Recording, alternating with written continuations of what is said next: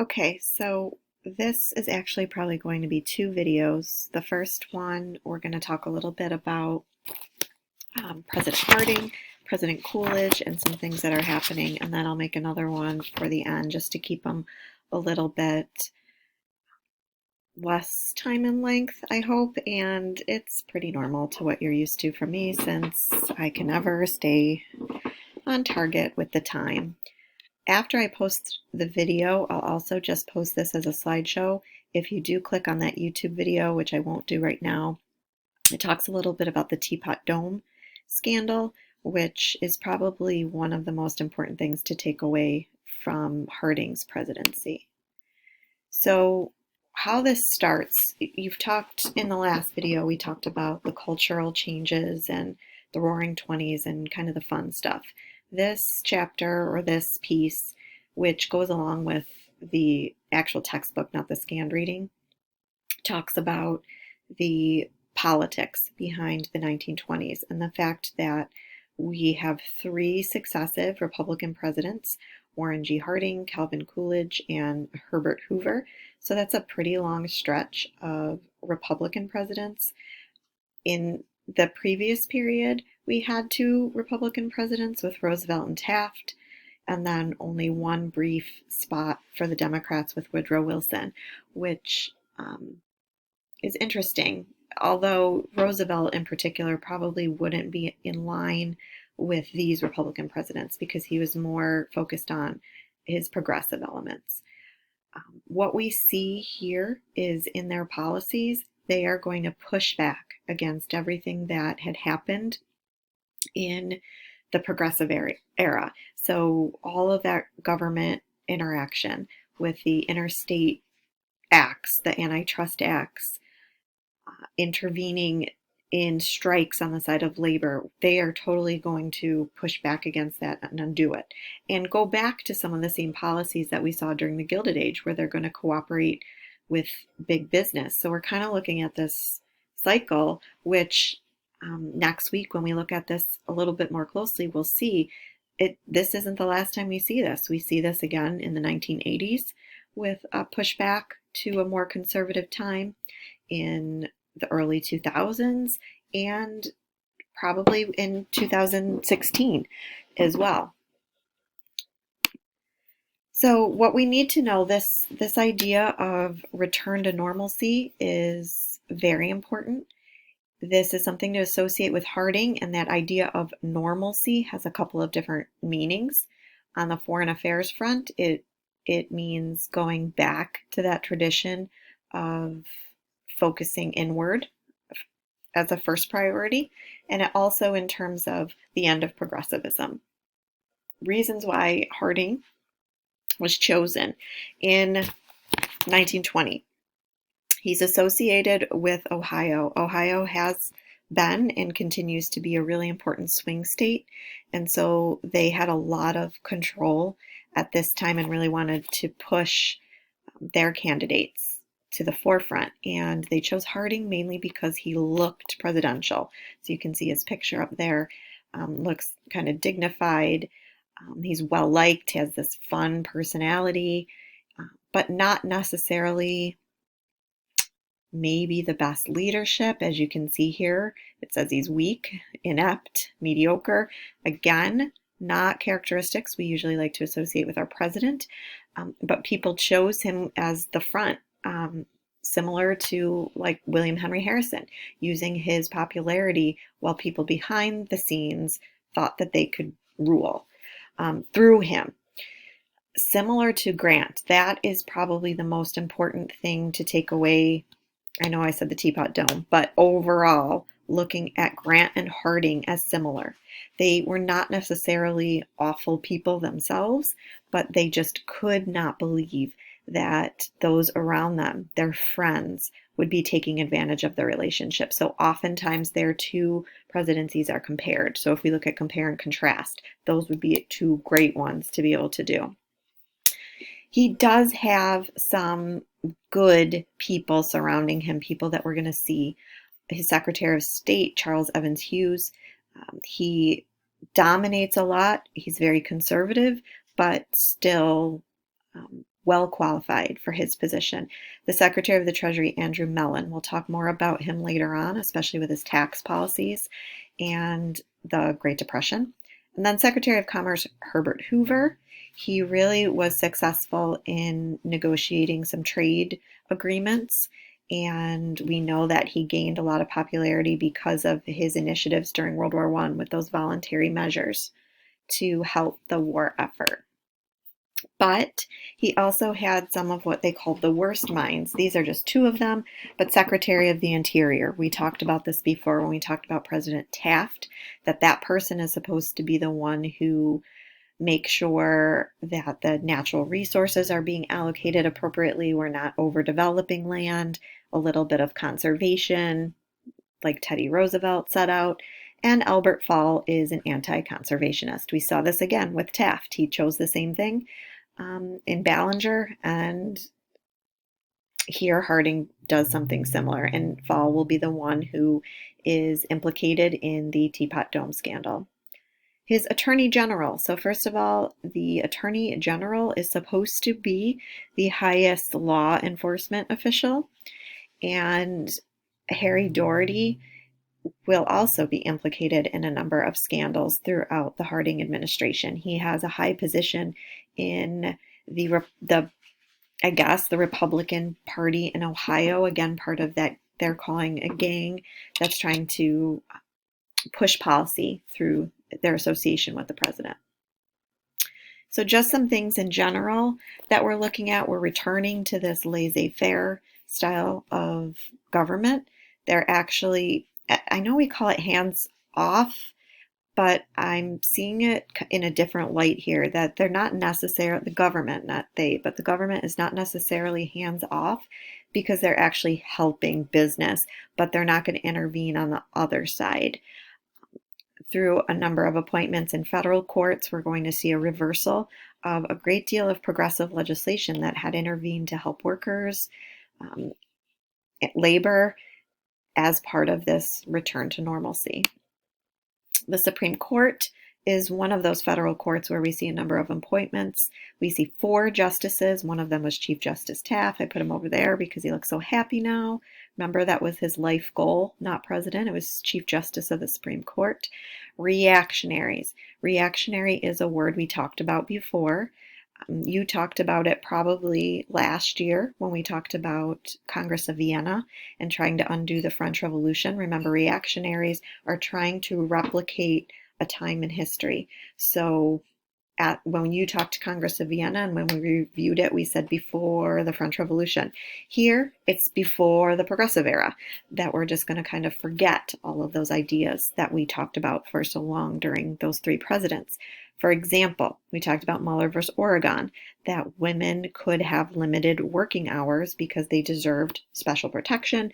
We talked about that with the 14th Amendment and how it didn't apply necessarily to men. Well, Adkins versus Children's Hospital reversed that. Women would not get special protection in the workplace, so it invalidated a minimum wage law for women. Basically here, it's not a help. It's not saying you're equal and you should both be able to negotiate based on the 14th Amendment. Instead, it's saying women, you can be paid less. Corporations, we talked about this a little bit before, but basically any of those antitrust laws, especially the Clayton Antitrust Act, which is the last one we really looked at in 1914, they're not going to be enforced. Instead, Hoover and the other presidents are going to actually encourage monopolies again. Trade associations, big business will benefit, and these 3 presidents are definitely on the side of big business. The war ending has a lot to do with this. The government, when we talked about World War I and we talked about the War Industries Board, and one of the fears that people had was that the government wouldn't step back once the war was over. They'd stay involved, and that was a fear. Well, it disappeared as a result of the end of World War I, and what that did was it allowed those industries that the government did control, railroads, for example, to go back to private control, and since antitrust laws weren't being followed, they're going to be able to get away with much of the same things that they did during the Gilded Age, charging different rates and rebates and things like that. So labor and membership in labor unions is actually going to decline a great deal in the 1920s. People just don't see a benefit.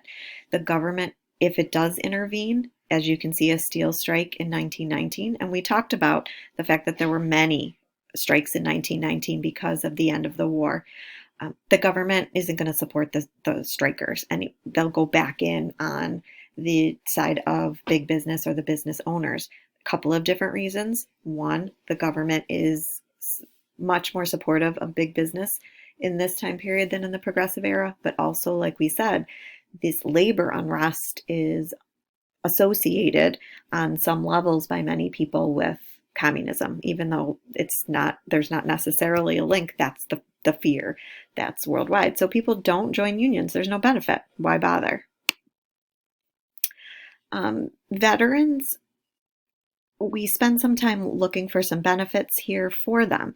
One of the things that people argued is that so many people voluntarily or through the draft left their jobs and served in the armed forces during World War I.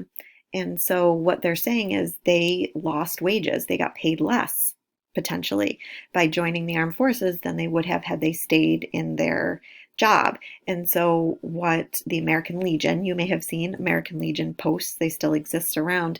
They are a lobbying group at this time who go to Congress and say they should be compensated for this. We shouldn't be penalizing people for fighting for their country. So Congress did pass the Adjusted Compensation Act in 1924, which basically was meant to fill the gap between what they were making and what they did make as a result of their service.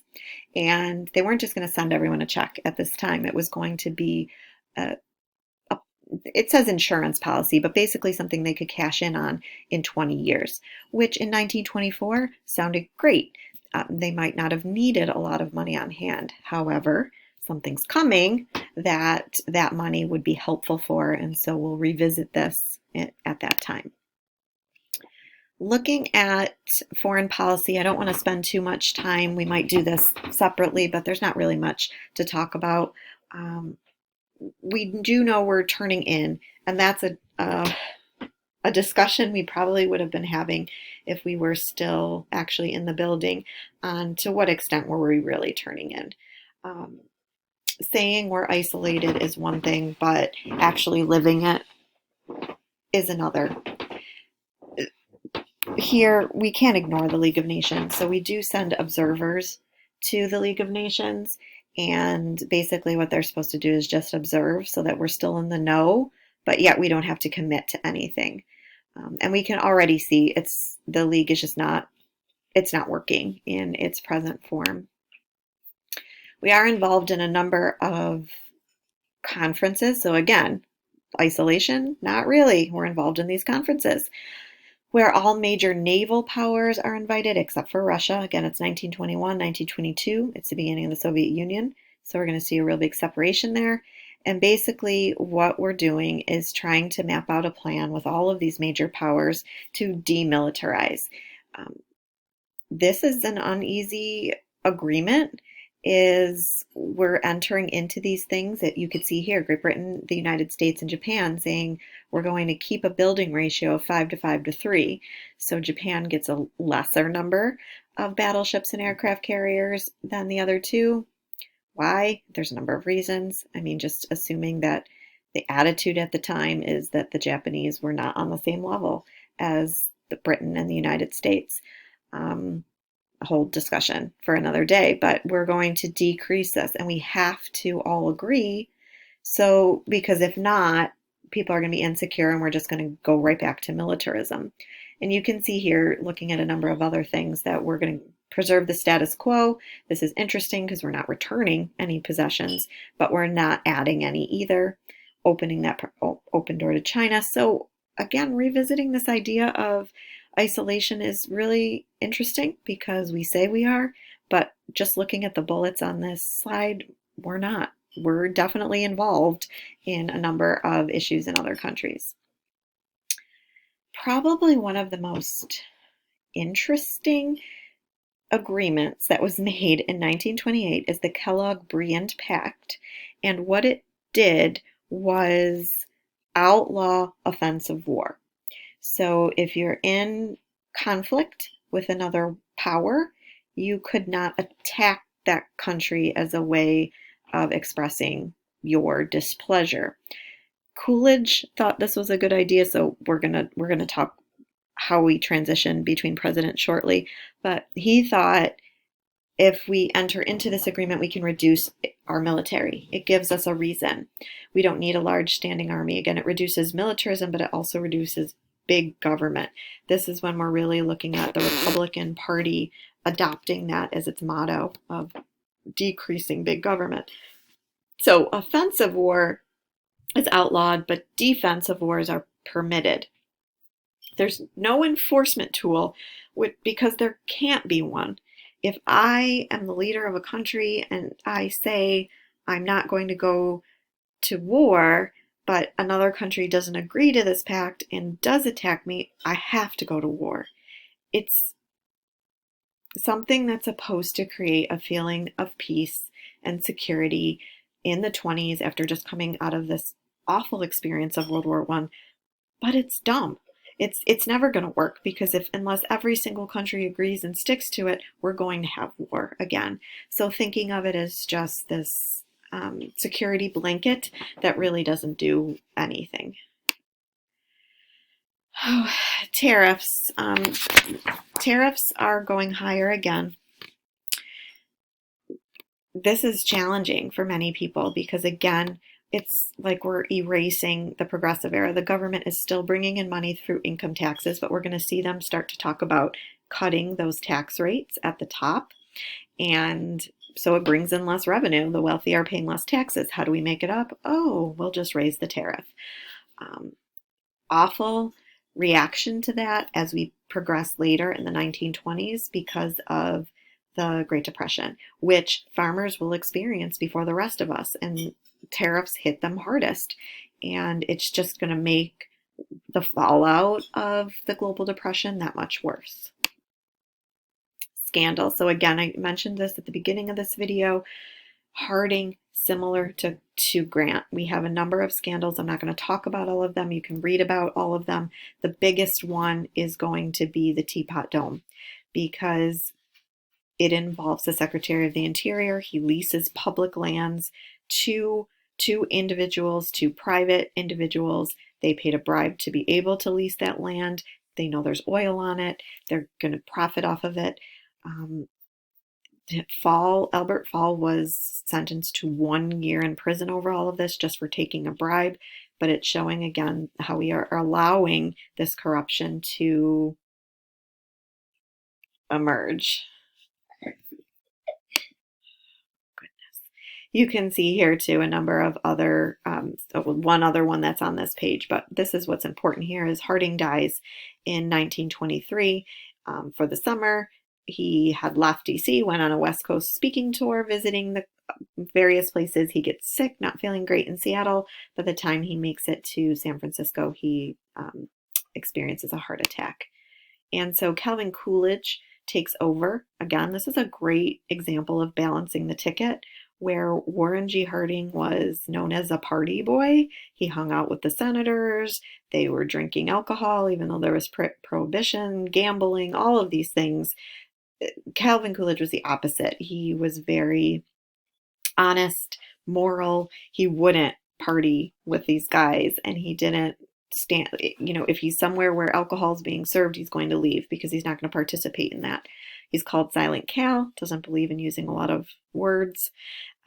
Shy, not a great leader, but probably welcome following a period of scandal. Even though much of the scandal will actually drag on through his presidency, it's not associated with him.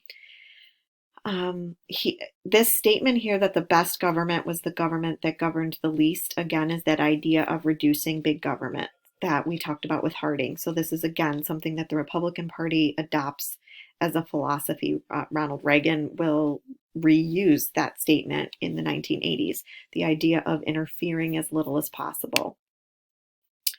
Farmers, I said this already, farmers are experiencing a depression immediately following the end of the war. They had made so much money during the war years because they were feeding the Allies. Well, they kept growing this much and we don't have markets, the same markets for it. And so what they were asking for are ways that they could still farm and make money. Government could buy up the extra, sell them, or just allow them to consolidate and set prices so that they could not experience the depression.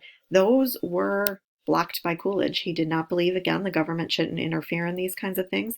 So we're going to see a depression hit farmers much earlier than the rest of Americans. And it's made worse or exacerbated by the idea of the tariffs. So they're not finding markets willing because of the high tariff rates. 1924, just very quickly, re-election year, Coolidge wins pretty easily. We do see the progressives coming back, which is interesting because there's so much pushback, but it is not as successful. And the Democrats are just too scattered to be able to win. Isolation, we talked about, nothing too much here. Debt, creditor nation after World War I. We are not touched as much by World War I, so we're not in debt. And so we actually become a creditor nation. We're going to loan a lot of money to foreign countries during the 20s to try to help them recover from the war.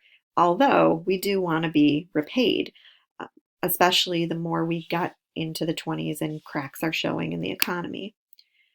Germany is the big problem.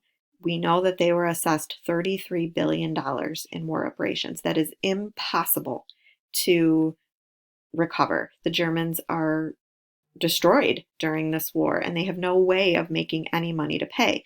Great Britain and France, they want Germany to pay them so then they could pay the US, pay their loans back.